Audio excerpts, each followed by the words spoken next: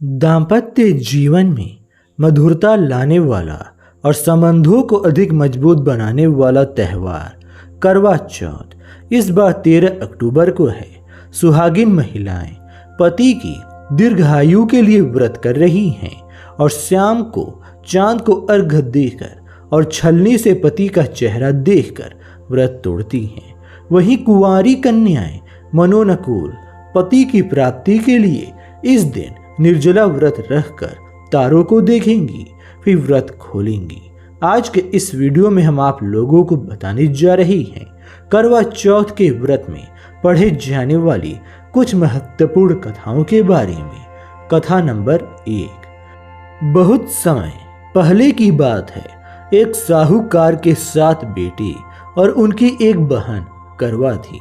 सभी 7 भाई अपनी बहन से बहुत प्यार करते थे, यहाँ तक कि वह पहले उसे खाना खिलाती और बाद में स्वयं खाते थे। एक बार उनकी बहन ससुराल से मायके आई हुई थी।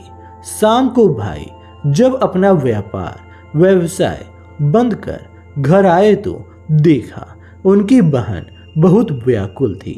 सभी भाई खाना खाने बैठे और अपनी बहन से भी खाने का आग्रह करने लगे, लेकिन बहन ने बताया कि उसका आज करवा चौथ का निर्जल व्रत है और वह खाना सिर्फ चंद्रमा को देखकर उसे अर्घ देकर ही खा सकती है। क्योंकि चंद्रमा अभी तक नहीं निकला है, इसलिए वह भूख प्यास से व्याकुल हो उठी है। सबसे छोटे भाई को अपनी बहन की हालत देखी नहीं जाती और वह दूर पीपल के पेड़ पर एक दीपक जलाकर चलनी की ओट में रख देता है। दूर से देखने पर वह ऐसा प्रतीत होता है कि जैसे चतुर्थी का चांद उदित हो रहा हो। इसके बाद भाई अपनी बहन को बताता है कि चांद निकल आया है, तुम उसे अर्घ देने के बाद भोजन कर सकती हो। बहन खुशी के मारे सीढ़ियों पर चढ़कर चांद को देखती है, उसे अर्घ देकर खाना खाने बैठ जाती है।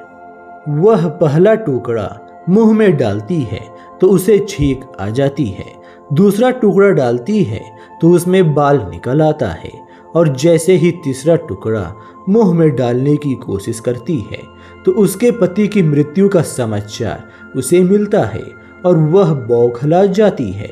उसकी भाभी उसे सच्चाई से अवगत कराती है कि उसके साथ ऐसा क्यों हुआ।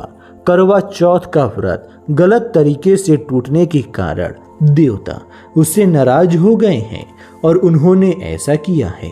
सच्चाई जानने के बाद करवा निश्चय करती है कि वह अपने पति का अंतिम संस्कार नहीं होने देगी और अपने सतीत्व से उन्हें पुनर्जीवन दिलाकर रहेगी। वह पूरे 1 साल तक अपने पति के शव के पास बैठी रहती है, उसकी देखभाल करती है। उसके ऊपर उगने वाली सुई नुमा घास को वह एकत्रित करती जाती है। 1 साल बाद फिर करवा चौथ का दिन आता है। उसके सभी भाभियां करवा चौथ का व्रत रखती हैं। जब भाभियां उससे आशीर्वाद लेने आती हैं तो वह प्रत्येक भाभी से यम सुई ले लो, पिय सुई दे दो, मुझे भी अपनी जैसी सुहागिन बना दो, ऐसा आग्रह करती हैं। लेकिन हर बार भाभी उसे अगली भाभी से आग्रह करने का कह चली जाती है।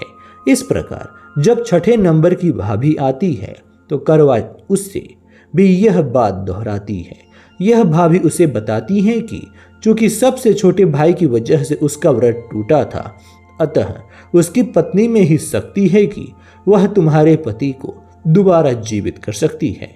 इसलिए जब वह आए तो तुम उसे पकड़ लेना और जब तक वह तुम्हारे पति को जिंदा न कर दे उसे न छोड़ना, ऐसा कहकर वह चली जाती हैं।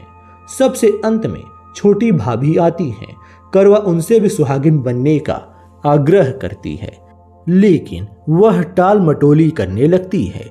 इसे देख करवा उन्हें जोर से पकड़ लेती है और अपने सुहाग को जिंदा करने के लिए कहती है। भाभी उसे छुड़ाने के लिए नोचती हैं, खसोटती हैं, लेकिन करवा नहीं छोड़ती है।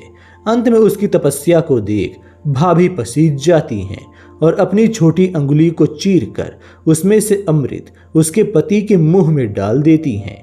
करवा का पति तुरंत श्री गणेश कहता हुआ उठ बैठता है। इस प्रकार प्रभु कृपा से उसकी छोटी भाभी के माध्यम से करवा को अपना सुहाग वापस मिल जाता है। हे श्री गणेश, माँ गौरी, जिस प्रकार करवा को चिर सुहागन का वरदान आपसे मिला है, वैसा ही सब सुहागिनों को मिले।